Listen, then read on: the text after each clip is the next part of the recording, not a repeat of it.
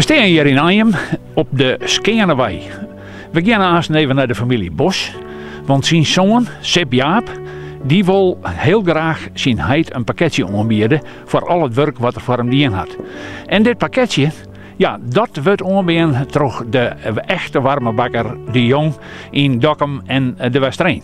En we zullen eens even zien wat er bij de familie Bos echt in thuis is.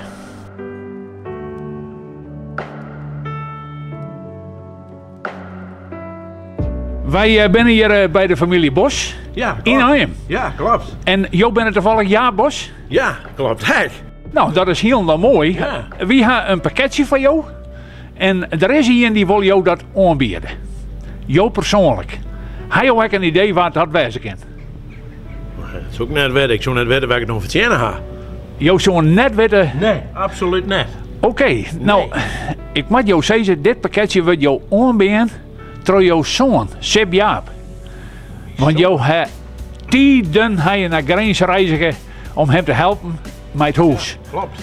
En daar had er Sambord zijn waardering over uitspreken. Hij zei, zo'n neem ik naar je huis te gaan kennen en hem een pakketje aanbieden.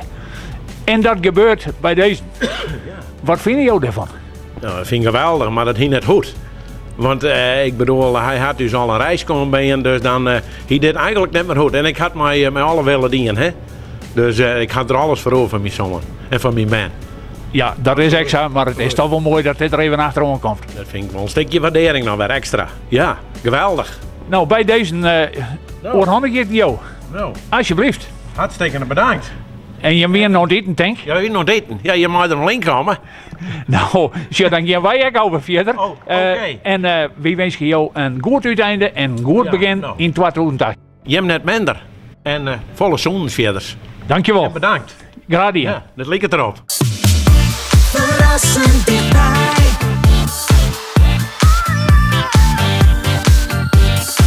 RTV